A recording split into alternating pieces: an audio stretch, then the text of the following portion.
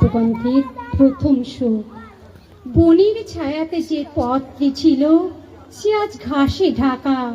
সেই নির্জনে হঠাৎ পেছন থেকে কে বলে উঠল, আমাকে চিনতে পারো না? আমি ফিরে তার মুখের দিকে তাকালেন, বললেন, মনে পড়ছে, কিন্তু ঠিক নাম করতে পারছি না। সে বললে, আমি তোমার সেই অনেক কালের, সেই 25 বছর বয়সের শোক। তার চোখের কোণে একটু ছলছলে আভা দেখা দিলে, যেন দিঘির জলে চাঁদের রেখা।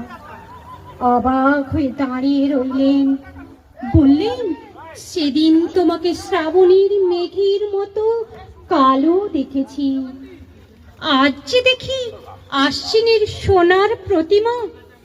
সেদিনকার সব চোখের জল কি হারিয়ে ফেলেছ?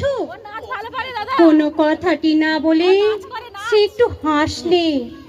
বুঝলেন, সবটুকু রয়ে গেছে ওই হাসিতে। বর্ষার মেঘ শরতে শিউলি ফুলের হাসি শিখে নিয়েছে।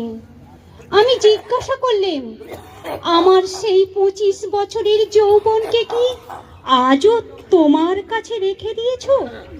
সে বললে, এই দেখো না আমার গলার হার। দেখলেন, সেদিনকার বসন্তের মালার একটি পাপড়িও খসেনি।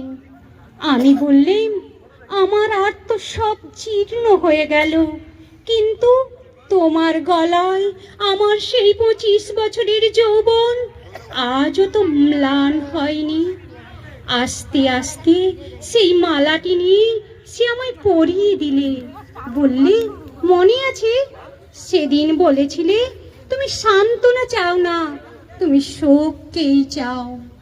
লজ্জিত হয়ে বললে, মনে আছে, সে তো অনেক দিন হয়ে গেল, কিন্তু তারপর কখন যে ভুলে গেলেন। সে বললে, যে অন্তর্যামীর বর তিনি তো ভোলেননি। আমি সেই অবধি ছায়াতলে গোপনে বসে আছি, আমাকে বরণ করে নাও।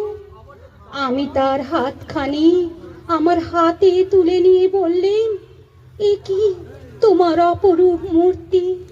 সে বললে, যা ছিল শোক আজ তাই হয়েছে শান্তি।